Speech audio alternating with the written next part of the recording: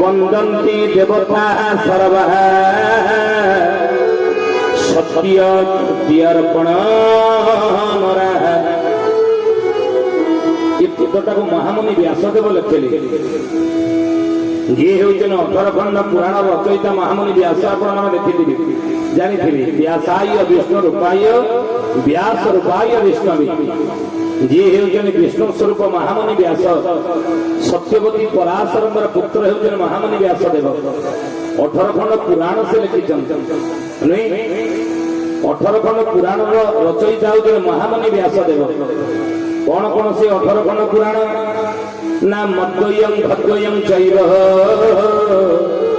ବ୍ରତୟଂ ଚ ବଚତୁଷ୍ଟୟଂ ଅନାପଲିଙ୍ଗ ପୁଷ୍ପାଣି ପୁରାଣାନି ପ୍ରତ୍ୟକ୍ଷତି ପ୍ରଚକ୍ଷତି। ତେଣୁ ମହାମୁନି ବ୍ୟାସ 18 ଖଣ୍ଡ ପୁରାଣ ଲେଖିଲେ। ମନ ଦେଇକି ଶୁଣନ୍ତୁ। 18 ଖଣ୍ଡ ପୁରାଣ ବୋଲି ଆମେ ସବୁ ଜାଣିଛେ। ସେ 18 ଖଣ୍ଡ ପୁରାଣ ଗୁଡ଼ିକ ହେଉଛି କଣ କଣ କହିଲେ? ମଦ୍ୱୟଂ ମହାମୁନି ବ୍ୟାସଦେବ ମୋର 2 ଖଣ୍ଡ ପୁରାଣ ଲେଖିଲେ। କଣ କଣ? 1ରେ ମତ୍ସ୍ୟ ପୁରାଣ, 2ରେ ହେଲା ମାର୍କଣ୍ଡେୟ ପୁରାଣ। ଭଦ୍ୱୟଂ ଭୋରେ ମଧ୍ୟ 2 ଖଣ୍ଡ ପୁରାଣ ମହାମୁନି ବ୍ୟାସଦେବ ଲେଖିଛନ୍ତି। କଣ କଣ? ନା 1ରେ ହେଉଛି ଭବିଷ୍ୟ ପୁରାଣ, 2ରେ ହେଉଛି ଶ୍ରୀମଦ୍ ଭାଗବତ ମହାପୁରାଣ। ମଦ୍ୱୟଂ ଭଦ୍ୱୟଂ ବ୍ରତୟଂ ବ୍ରରେ 2 ଖଣ୍ଡ ପୁରାଣ ମହାମୁନି ବ୍ୟାସ ଲେଖିଲେ। କଣ କଣ ହିସାବ ରଖୁଥିବେ? 4ଟା ପୁରାଣ ଗଲା। ବ୍ରରେ 3 ଖଣ୍ଡ ପୁରାଣ ଲେଖିଲେ। କଣ କଣ? 1ରେ ହେଉଛି ବ୍ରହ୍ମାଣ୍ଡ ପୁରାଣ, 2ରେ ହେଉଛି ବ୍ରହ୍ମ ପୁରାଣ, 3ରେ ହେଉଛି ବ୍ରହ୍ମବୈବର୍ତ ପୁରାଣ। ଏ 3 ଖଣ୍ଡ ପୁରାଣ ମହାମୁନି ବ୍ୟାସ ବ୍ରରେ ଲେଖିଲେ। या चतुष्टयम महामुनि व्यासदेव पर आउ 4टा पुराण लिखिले। कौन कौन?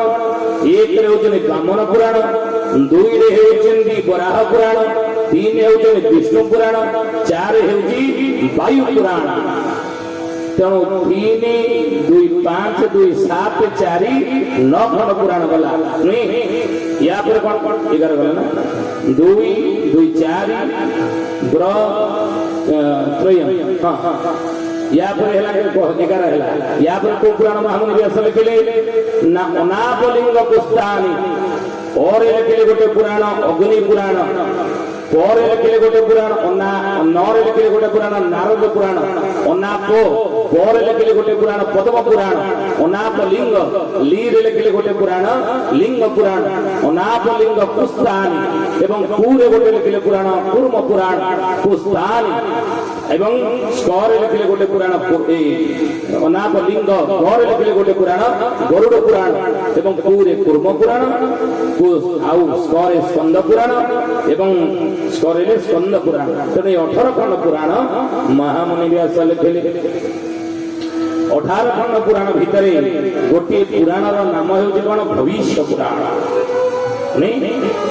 ये पंचसखा माने जो मालिका लिखिछन मालिका शास्त्र से आउ किछि नहे महामुनि व्यासदेवंकर भविष्य पुराणर से माने अनुशीलन बा अनुकरण करिसंती बा अनुवाद करिसंती कि उत्कलर पंचसखा माने। आउ से महामुनि व्यासदेवंकर भविष्य पुराण विषय वस्तु रही ना कलिजुगर भविष्य को नहीं कौन कौन घटनावली घट आउ से महामुनि व्यासदेव भविष्य पुराण लिखिछन कलिजुग अवतार विषय। आउ महामुनि व्यास मध्य श्रीमद् भागवत महापुराण संस्कृत भागवत कलिजुग अवतार विषय मध्य आलोचना करिछन। नहीं कहीं कथा प्रथम आम आलोचना करते जे ईश्वर आराधनार 4टी मार्ग रही। प्रथम हूँ नाम, द्वितीय रूप। नामर कीर्तन कले नामर भजन जनान कर नामर स्मरण कर संसार परिवार भितर भगवत कृपा लाभ कर ईश्वर दर्शन पाई पारिबो से चरम प्राप्त कर चरम पद। द्वितीय हूँ रूप। ईश्वर आराधनार द्वितीय बाट मार्ग है रूप। आम ठाकुर घरे कृष्णंकर फोटो, रामंकर रूप, Durgankar photo, सरस्वतींकर photo, कालींकर photo, लक्ष्मींकर photo या रखी पूजा करछे नहीं। ये ईश्वर आराधनार द्वितीय मार्ग। तृतीय मार्ग हूँ कौन? ନା ନାମ ରୂପ ତୃତୀୟ ହେଉଛି ଧାମ। ଭଗବାନଙ୍କର ଧାମର ଆମେ ଦର୍ଶନ କରୁଛେ। କିଏ କହୁଛି ଗୟା ଯିବା, କିଏ କାଶୀ ଯିବା, କିଏ ବୃନ୍ଦାବନ ଯିବା, କିଏ ବିଭିନ୍ନ ତୀର୍ଥକୁ ଆମେ ଯାଉଛେ ପ୍ରଭୁଙ୍କର ଧାମର ଦର୍ଶନ କରିବା ପାଇଁ, ଭଗବାନଙ୍କ ଧାମର ଦର୍ଶନ କରୁଛେ। ଚତୁର୍ଥ ହେଉଛି ଲୀଳା, ପ୍ରଭୁଙ୍କର ଲୀଳାମୃତକୁ ଶ୍ରବଣ କରିବା, ପ୍ରଭୁଙ୍କର ଲୀଳାମୃତର ଗାନ କରିବା। କୋଉ ମାଧ୍ୟମରେ?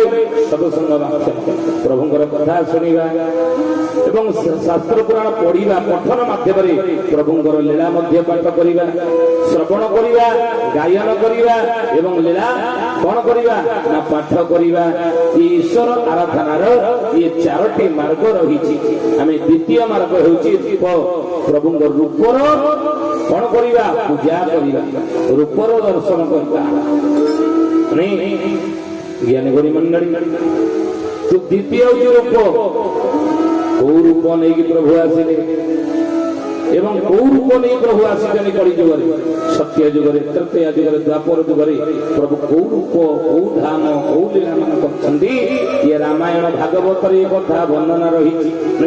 ନୃସିଂହ ପୁରାଣ ଆପଣ ପଢିବେ, ସତ୍ୟ ଯୁଗରେ ନୃସିଂହ ଭଗବାନଙ୍କର ଅବତାର ହେଇଥିଲା। ସେ ନୃସିଂହ ଅବତାରର ଲୀଳା, ନୃସିଂହ ଅବତାରର ଖେଳା ଇଏ ସବୁ ବର୍ଣ୍ଣନା ରହିଛନ୍ତି। ତ୍ରେତୟା ଯୁଗରେ ରାମାୟଣ ଯଦି ପଢିବେ, ପ୍ରଭୁ ରାମଙ୍କର ରୂପ, ପ୍ରଭୁ ରାମଙ୍କର ଲୀଳା, ପ୍ରଭୁ ରାମଙ୍କର ଧାମର ବର୍ଣ୍ଣନା ରହିଛି। ଦ୍ୱାପର ଯୁଗରେ ଯଦି ଆମେ କୃଷ୍ଣ ଭଗବାନ ଆସିଲେ ଅବତାର ନେଇ, ଶ୍ରୀମଦ ଭାଗବତ ଯଦି ପଢିବା, କୃଷ୍ଣଙ୍କର ଲୀଳା, କୃଷ୍ଣଙ୍କର ଧାମର ବର୍ଣ୍ଣନା ରହିଛି। ତେଣୁ ସେଇଭଳି କଳିକି ଭଗବାନଙ୍କର ବା ଭଗବାନ ଯୋଉ କଳିକି ଅବତାର କଳି ଯୁଗରେ ହେଇଥିବେ, ତାଙ୍କ କଥା କୋଉଠୁ ଆମେ ଜାଣିବା? ତାଙ୍କ ଲୀଳାର ବର୍ଣ୍ଣନା, ତାଙ୍କ ରୂପର ବର୍ଣ୍ଣନା, ତାଙ୍କ ଧାମର ବର୍ଣ୍ଣନା କୋଉଥିରେ ହେଇଛନ୍ତି? ନା ମହାପୁରୁଷ ଲେଖିଛନ୍ତି ଯେ ଶ୍ରୀମଦ ଭାଗବତ ମହାପୁରାଣ ଠାରୁ ଆରମ୍ଭ କରି ବ୍ୟାସଙ୍କର ଭବିଷ୍ୟତ ପୁରାଣ ଦେଖିବା, ଆଉ ବିଶେଷ କରି ଉତ୍କଳୀୟ ପଞ୍ଚସଖା ମାନଙ୍କର କଳିଯୁଗର ଭବିଷ୍ୟତ ମାଳିକା, ଏ ମାଳିକା ଶାସ୍ତ୍ରରେ କଳିଯୁଗରେ ଭଗବାନଙ୍କର କଳିକି ଅବତାରର ଲୀଳା, ଖେଳା, ରୂପ, ଧାମର ବର୍ଣ୍ଣନା ରହିଛି। ବୁଝିଲେ? ଆଜିର ମାଳିକା ବଚନ ଆଲୋଚନାରେ ବା ଆଜିର ଏ ସତ୍ସଙ୍ଗରେ ଆମେ ସେଇ ବିଷୟ ଆଲୋଚନା କରିବାକୁ ଯାଉଛେ। ପ୍ରଥମେ ରୂପ ଯାଇଛି, ପ୍ରଥମେ ନାମ ଯାଇଛି, ଦ୍ୱିତୀୟରେ ହେଉଛି ରୂପ, ତୃତୀୟ ହେଉଛି ଧାମ, ଚତୁର୍ଥ ହେଉଛି ଲୀଳା। ଏ ଜ୍ଞାନୀ ଗୁଣୀ ମଣ୍ଡଳୀ ଗୁରୁ ଭାଇ ଭଉଣୀ ମାନେ ମୋର ମହାମୁନି ବ୍ୟାସଦେବ କହିଛନ୍ତି, କହିଲେ ସତ୍ୟ ଯୁଗ ଯେତେବେଳେ ଥିଲା, ଇଏ ସତ୍ୟ ଯୁଗରେ ସତ୍ୟ ଧର୍ମ ରତାନିତ୍ୟମ୍, ସତ୍ୟ ଯୁଗର ଲୋକମାନେ ସମସ୍ତେ ଧର୍ମ ପଥରେ ଥିଲେ, ଧର୍ମ ପଥରୁ ବିଚ୍ୟୁତ ହେଉନଥିଲେ। ସତ୍ୟ ଧର୍ମାରତାନିତ୍ୟଂ ତୀର୍ଥାନାଞ୍ଚ ସମାଶ୍ରୟ। ସତ୍ୟ ଯୁଗର ଲୋକମାନେ ତୀର୍ଥ ମଧ୍ୟ କରୁଥିଲେ, ତୀର୍ଥ କରିବା ଦ୍ୱାରା ଅନେକ ପୁଣ୍ୟ ପ୍ରାପ୍ତ ହେବ, ଏ କଥା ସେମାନେ ଜାଣିଥିଲେ। ଆଉ ବନ୍ଦନ୍ତି ଦେବତା ସର୍ବା, ଦେବତା ମାନଙ୍କର ବନ୍ଦନା ମଧ୍ୟ ସକାଳୁ ଉଠିକି ଦେବ ପୂଜା ବିନା କୌଣସି କାର୍ଯ୍ୟ ସେମାନେ କରୁନଥିଲେ। ଦିନଚର୍ଯ୍ୟା ରାତିରେ ଶୋଇଲା ବେଳେ ଭଗବାନଙ୍କୁ ସ୍ମରଣ କରୁଥିଲେ। ସତ୍ୟ ପ୍ରତ୍ୟର୍ପଣ ରାହା, ସମସ୍ତେ ସତ ବାଟରେ ସତ୍ୟ ଯୁଗରେ ଥିଲେ। ସତ୍ୟ ଯୁଗରେ ଇଏ ଲୋକମାନଙ୍କର ଲକ୍ଷଣ ଥିଲା, ସତ୍ୟ ଯୁଗର ଇଏ ଲକ୍ଷଣ ଥିଲା। ଯେତେବେଳେ ସତ୍ୟ ଚାଲିଗଲା, ତ୍ରେତୟା ଯୁଗ ଆସିଲା। ଇଏ ତ୍ରେତୟା ଯୁଗରେ କଣ ହେଇଲା? ନା ତ୍ରେତୟା ଯୁଗର ଲକ୍ଷଣ ମହାମୁନି ବ୍ୟାସ କହିଲେ କଣ? ନା ଦାନ ଧର୍ମ ରତା ନିତ୍ୟଂ ତପସ୍ୟା ତୀର୍ଥ ଦର୍ଶନ। ତ୍ରେତୟା ଯୁଗର ଲୋକମାନେ ଦାନ କରୁଥିଲେ, ସକାଳୁ ଉଠିକରି ଦାନ ଦ୍ୱାରା ଅଶେଷ ପୁଣ୍ୟର ଅଧିକାରୀ ସେମାନେ ହେଉଥିଲେ। ଦାନ ଧର୍ମ ନିତ୍ୟରତା ନିତ୍ୟଂ ତପସ୍ୟା ତୀର୍ଥ ଦର୍ଶନ, ତପସ୍ୟା ସେତେବେଳେ କରୁଥିଲେ। ବୁଝିଲେ? ତ୍ରେତା ଯୁଗର ଲୋକମାନେ ଅଗ୍ନିହୋତ୍ରଂ ପରାଲୋକା, ପ୍ରତ୍ୟେକ ଦିନ ଅଗ୍ନିହୋତ୍ର ପରେ ଯଜ୍ଞ ବିନା କୌଣସି କାର୍ଯ୍ୟ ଘରର ଆରମ୍ଭ କରୁନଥିଲେ, ଦିନଚର୍ଯ୍ୟା ଆରମ୍ଭ କରୁନଥିଲେ, ଯଜ୍ଞ କରୁଥିଲେ। ଆଉ ରାଜନ ଯଜ୍ଞ କାରିଣମ୍, ରାଜା ମାନେ ଯଜ୍ଞକୁ ମହତ ଶ୍ରେଷ୍ଠ କର୍ମ ବୋଲି ତ୍ରେତା ଯୁଗରେ ଭାବିଥିଲେ। ତ ସେଇଥିପାଇଁ ଆଜି ଦେଖନ୍ତୁ କଳି ଯୁଗରେ ଓ ପ୍ରଭୁ ଚର୍ମନାଥ କଣ କରିଛନ୍ତି? ନା ଏଠାରେ ବ୍ରହ୍ମସୂତ୍ର କ୍ଷତି ଜ୍ୟୋତି ଶାନ୍ତି ମହାଯଜ୍ଞ ଦେଖନ୍ତୁ ହେଉଛି। ଯେଉଁଠି ଶାଖା ପ୍ରଶାଖା ମାନ ରହିছে ନା, ଯଜ୍ଞ ଆୟୋଜନ ମଧ୍ୟ ହେଇছে। କାହିଁକି? ନା ଯଜ୍ଞ ଦ୍ୱାରା 33 କୋଟି ଦେବତା ମାନେ ସନ୍ତୁଷ୍ଟ ହେଇଯାଆନ୍ତି। ଯଜ୍ଞ ଅଗ୍ନି ହେଉଛି 33 କୋଟି ଦେବତାଙ୍କର ମୋହ। ତେଣୁ ଯଜ୍ଞ ଅଗ୍ନି ଯାହା ସମର୍ପଣ କରିବା 33 କୋଟି ଦେବତାଙ୍କୁ ତାହା ପ୍ରାପ୍ତ ହେଇଯାଏ। ତେଣୁ ଇଏ ତ୍ରେତୟା ଯୁଗରେ ଯଜ୍ଞ କରୁଥିଲେ। ତ୍ରେତୟା ପରେ ଆସିଲା ଦ୍ୱାପର ଯୁଗ। ଦ୍ୱାପର ଯୁଗରେ ଲକ୍ଷଣ କଣ ରହିଲା? ନା ଧର୍ମା ଧର୍ମ ରତା ଲୋକା, प्रतापी चपल सदा ज्ञान निष्ठा कपट वाक्य द्वापरे राज विस्तार द्वापर जुगर लक्षण है धर्मा धर्म रता लोका लोक माने तथापि धर्म कर्म मानिकी चलुले नुहे आ समस्ते धर्म बाटर थे जो तीन जुग चलीगला आसला कलिजुग कलिजुगर लक्षण महामुनि व्यास कहले कौन ना धर्म संकुचित तपो विरहित सत्यम च दुरंगतः लोक धर्माहतम द्विजाश्च लोभिता नारी वसा मानवः निर्विद्या पृथ्वी निरोषधि रसा नीचा महद्गतः गोपाल निज धर्म कर्म रहिता विप्र कुमार जगता आओ भाग्या भद्र विरोधिनी पररथा पुत्र पिता दोषिना आ कष्ट पड़ो वर्तते कलियुगे धन्य लगा जो मृता या जदि आलोचना कर बहुत समय बीतीज ये कलिजुगर धर्मर लक्षण कहीं महामुनि व्यास कले कलिजुगर धर्म संकुचित हो धर्म नष्ट हम यही कथा को छतिया बटर हाड़ीदास महापुरुष लिखिले कौन ना धर्म चारि पाद निश्चय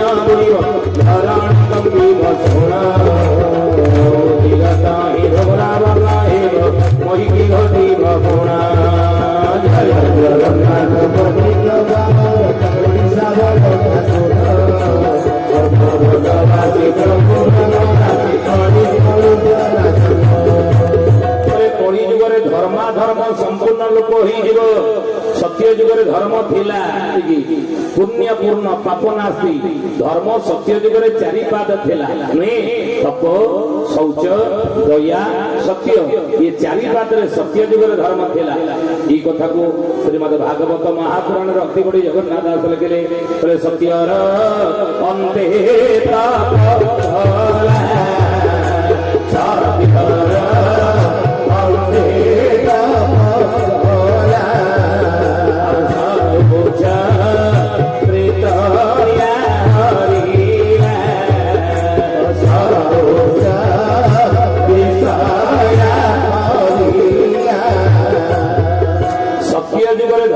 व्यास कहले सत्य धर्म रता नित्यम लोक माने समस्ते धर्म पादर थिले पुण्य पूर्ण पाप नास्ति पुण्य पूर्ण भाव थिला पाप नथिला सत्य जुगरे धर्म चारि पादर थिला कौन कौन धर्मर कौन चारि गोटी पाद रही हाँ कौन कौन तप शौच दया सत्य ये चारि पाद धर्मर रही सत्य जुगरे पुण्य पूर्ण थिला पाप नथिला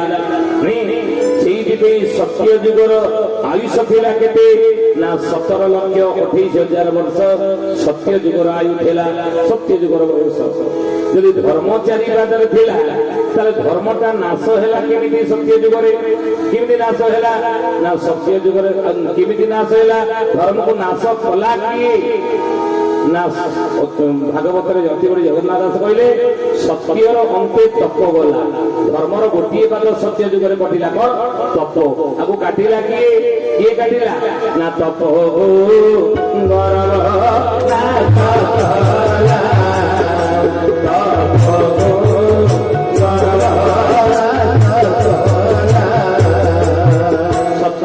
धर्मर प्रथम पाद कटिगला तप कहीं ना तप को गर्व नाश कला तप को गर्व नाश करदेला से असुर कि ये गर्व अहंकार जो तपस्या रूपक धर्मर प्रथम पाद कटिगला ना असुर होगला 4 अक्षर विशिष्ट मुरासुर ये मुरासुर नामक 4 अक्षर विशिष्ट असुर को मारी सत्य जुगरे प्रभु धर्म रक्षा करिया बाध्य 4 अक्षर अवतार नेले कौन ना शेष नृसिंह नरसिंह अवतार मो प्रभु हेले वर्ण प्रभु जन्म हेले ना सत्य जुगटे ब्राह्मण वर्ण सत्य जुगटे ब्राह्मण वर्ण सत्य जुगटे ब्राह्मण वर्ण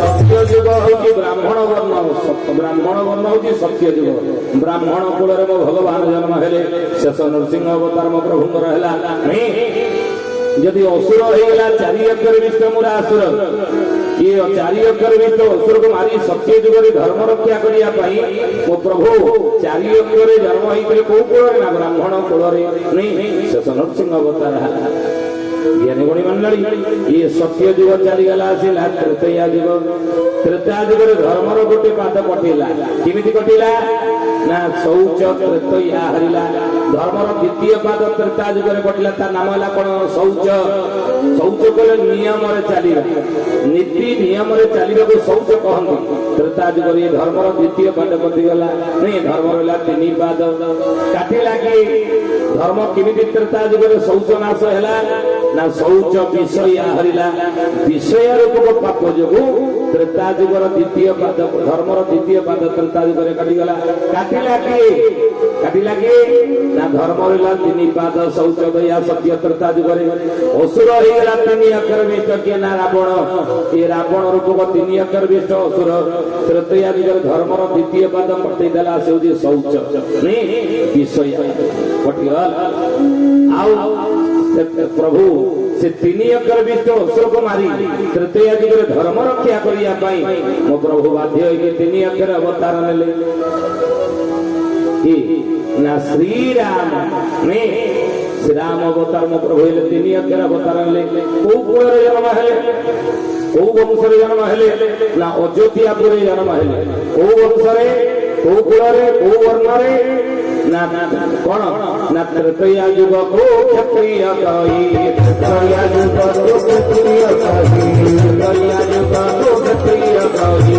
तृतीय जुग को क्षत्रिय कही तृतीय जुग हला मध्य क्षत्रिय जुग को जुग ना तृतीय जुग हला क्षत्रिय जुग मो प्रभु बाध्य होई से क्षत्रिय वंश रे जन्म हेले नहीं अयोध्यापुरी रे दशरथ करे क्षत्रिय वंश रे जन्म हेले प्रभु राम तीन अक्षर अवतार नेले ये तृतीय जुग चलीगला आसिला द्वापर जुग रे धर्म रहिला दुई पाद कौन कौन दया और सत्य ये दी पाद रे द्वापर जुग रे धर्म रहिला तृतीय जुग रे मध्य तृतीय जुग आयुष थिला 12,96,000 वर्ष द्वापर जुग रे धर्म टिके कटि गला कमी गला धर्म रहिला दुई पाद दया और सत्य और द्वापर जुग रे आयुष मध्य हे गला 8,64,000 वर्ष धर्म जदि दुई पाद रहिला दया और सत्य भागवत लेखिले से धर्म को नाश कला कि केमिति धर्म नाश हैला ना द्वापर गला दया संगे और द्वापर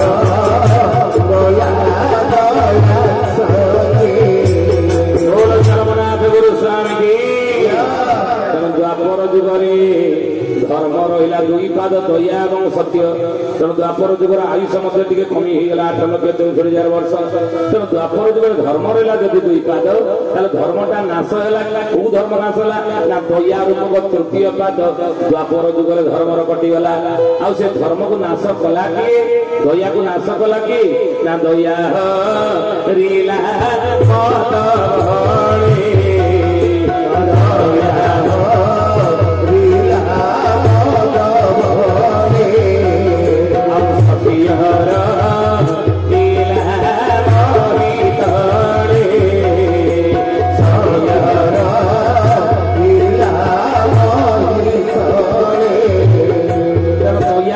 तृतीय पाद कटिगला केमिति ना मद भଳି ताले नाश कला कि मद पर्व कहा भीतर आसिला ना द्वापर जुगरे असुर होइगला दुई अक्षर विष्ट कि कंस ये दुई अक्षर विष्ट कंस रूपक असुर को मारी द्वापर जुगरे धर्म रक्षा करिया पई तो भगवान बाध्य होई दुई अक्षर अवतार नेले कि कृष्ण कोउटी जन्म हेले ना मथुरा कटक करे कंसर बंदीशाला देवकी वसुदेव और सुर जन्म हेले को वर्ण जन्म हेले ना वैश्य द्वापर जुगरे द्वापर जुग दे वैश्य अटई द्वापर जुग दे वैश्य अटई द्वापर जुग दे वैश्य अटई द्वापर जुग दे वैश्य अटई सुत्रमना बड़ी जुग अटई सुत्रमना बड़ी जुग अटई द्वापर जुग हला वैश्य जुग मो प्रभु बाध्य होई वैश्य वर्ण जन्म हेले द्वापर जुगरे कृष्ण वैश्य वर्ण जन्म हेले नहीं तेणु ये तीन जुग चलीगला ये तीन जुग पर आसिला को जुग ना कड़ी जुगरे धर्म रहिला एक पाद कौन सत्य आज किसी लोक सत अच्छी बोली संसार आदि धर्म अच्छी अच्युतानंद लिखिले मालिकारे कौथे हरिवंश सत्य रे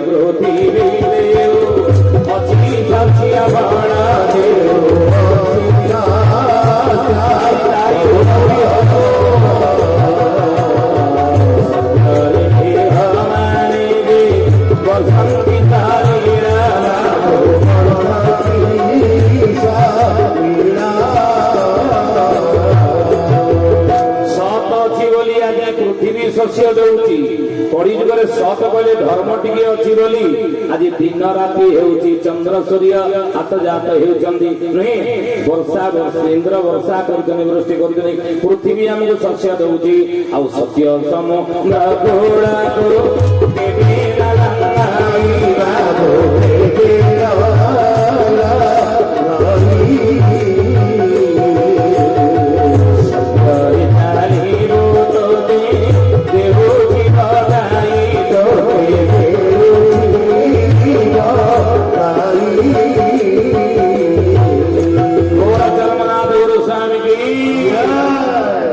बाबू हरिदास महापुरुष पदे लिखिदेले कौन लिखिले बोले बाबू रे कड़ी जुगर मनीष संसार रे कड़ी जुगर धर्म अच्छी सत यदि सत अच्छे ताले धर्म तो से तो अच्छी बोली जान धर्म सत यदि सत नाम धर्म नहीं तेणु कड़ी जुगे धर्म रहा एक पाद सत्य से कड़ी जुगर आयुष कमिकी होगा केते ना 4,32,000 वर्ष धर्म प्रति रहा एक पाद आ धर्म को नाश करने कड़ी जुगर असुर है किए एक विष्ट असुर कि ना मो कड़ी जुगे एक विष्ट असुर मो मो रूप को असुर को मारी कड़ी जुगे धर्म रक्षा करने भगवान पात्र कड़ी जुगे एक अक्षर को आधार कर अवतार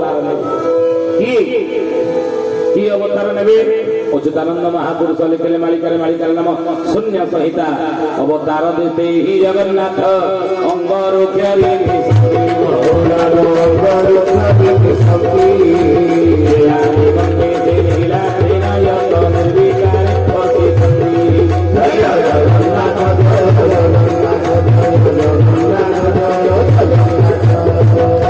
कड़ी जुगे जगन्नाथ महाप्रभु कड़की अवतार अवतीर्ण हे ओंकार मूर्ति हे जगन्नाथ स्वरूप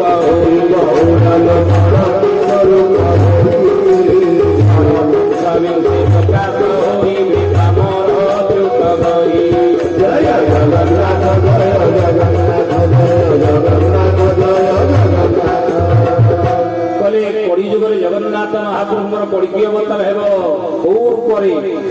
ओंकार को आधार कर अक्षर को आधार कर वर्ण जन्म है वर्ण प्रभु कड़ी जुगे आसवे ना शूद्र वर्ण कड़ी जुग को कही कड़ी जुगटा हूँ शूद्र वर्ण सत्य जुग हूँ ब्राह्मण वर्ण ब्राह्मण जुग त्रेतया जुग हूँ कौन क्षत्रिय जुग द्वापर जुग हूँ वैश्य जुग कड़ी जुग हूँ शूद्र जुग शूद्र वर्ण ताले भगवान मध्य मो प्रभु बाध्य कड़ी जुगे शूद्र वर्ण आसवे बोली अच्युतानंद महापुरुष मालिकार नाम है जाई फूल मालिका ये लिखिदे कौन कौन लिखिले ना हरिजन कोड़े जगा नर रूप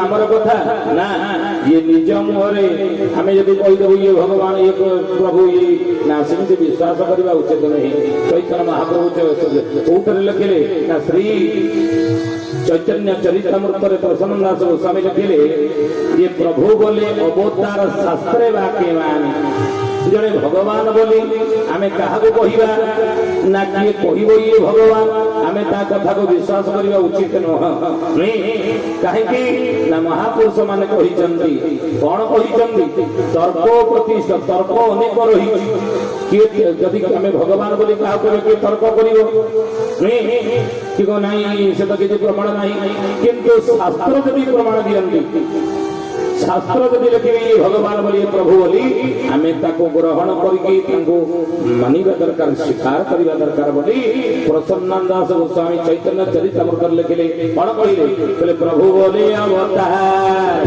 शास्त्री वाक्य मानी प्रभु बोले अवतार शास्त्री वाक्य मानी बोले अवतार कछु शास्त्री वाक्य मानी बोले अवतार कछु शास्त्री वाक्य मानी बोले अवतार कछु शास्त्री वाक्य प्रभु बोले अवतार शास्त्री वाक्य मानी। अच्छा प्रभु राम को भगवान